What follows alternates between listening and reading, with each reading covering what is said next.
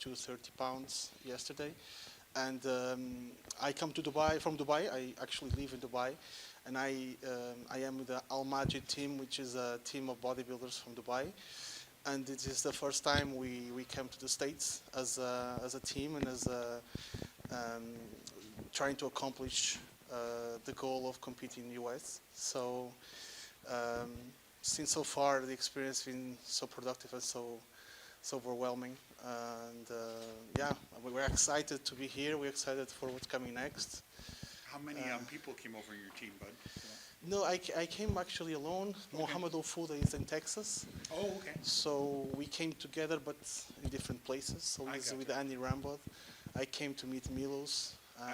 in Vegas, so I spent a few days in Vegas. We're gonna go for 5 weeks in South Korea, and after that, we probably it's gonna take a long period off stage, and we're gonna grow because we need to put some size on the legs, hands on the back.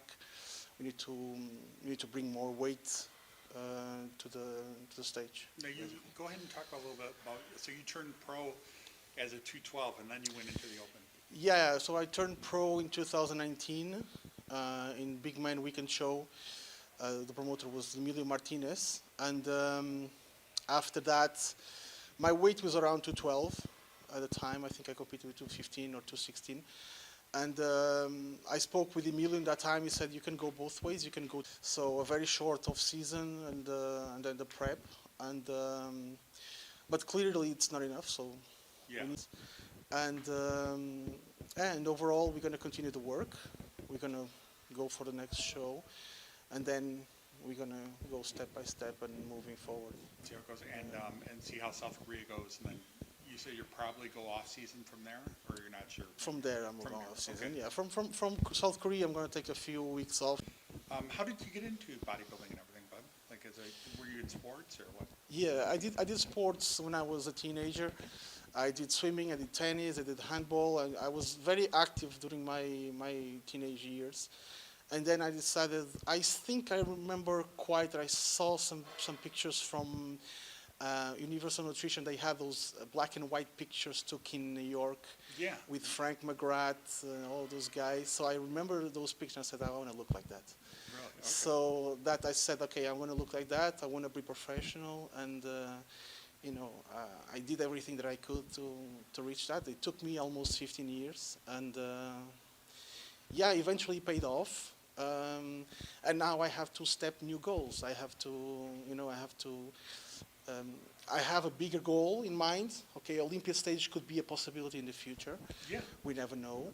But I have to be realistic, and I have to be step by step. And I want to move up the rankings and start from top 6 and maybe top 3 in the shows.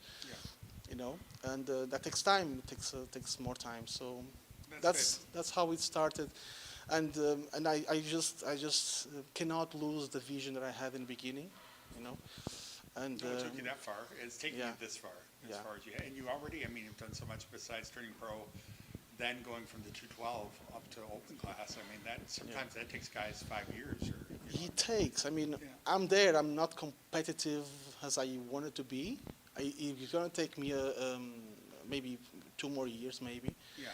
to be really competitive. But I'm willing to do the work. I spoke with Milos actually, I think yesterday or 2 days ago. And he said, the good thing is that you are patient. So you have to be. In this sport, you have to be patient. You cannot force things. So you have to take your time, take your pace. Everyone has their own pace, Some people say, oh, you should do this, you should do that. Yeah, but you need to understand that this is my life, this is my sport, this is how I want to do it. And if I don't want to push too far, too fast, I will not do it. So it took me like 14 years to turn pro, and now I'm 3 years a professional. I have 5, I think 1, 2, 3, 4, 5 shows already. So yeah, it just builds up. It builds up slowly, and when the time comes, it will come. Yeah, So, yeah. No, definitely. We were talking off camera, but about the bodybuilding scene over there. Can you tell, just so In you Dubai, get an idea, yeah. and what it's like over there as Yeah. opposed to here in the States? And Yeah, it's quite. They are real fanatics. They are fanatics for the sport, just like you guys are here for the soccer, Yeah, football. you know, or and something. football. We are also in football in Europe. Yeah, yeah. You know, the in the Middle East, bodybuilding is quite a big thing. You know, you can literally walk in the mall with muscles, and you expect people to take pictures with you. That's what you Even said. You couldn't even walk through the mall. Like people were yeah, like mobbing you and stuff. And yeah.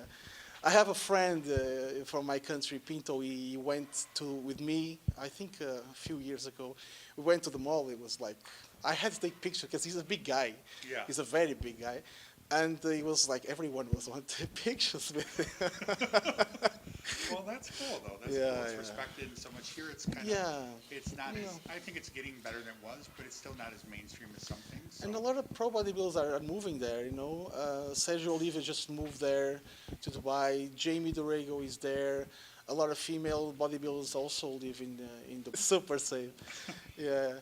And I'm fortunate to be part of this team, Al Majid team. So they are the the sponsors behind my trip to the US, and that's the reason why I am here. And Mohamed Ofuda is in Texas, I believe.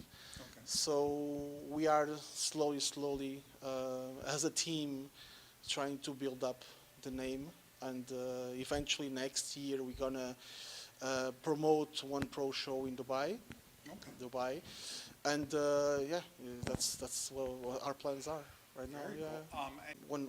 One great motivation and example for me in the past few months since we started working, and I've been learning a lot with him. Also, I have to say my previous coaches also, Ali Butcher from Portugal and Romulo also from Portugal. They are both my friends, and they were my coaches, and they taught me how to do bodybuilding properly over the years. And when you started. and When stuff, I yeah. started and when I started to compete. So I was very lucky to have the right people in the right time. Yeah, just like Milos now just came, so in the right time to Yeah. step me forward a little bit. Go with the next step. Yeah, beyond. exactly.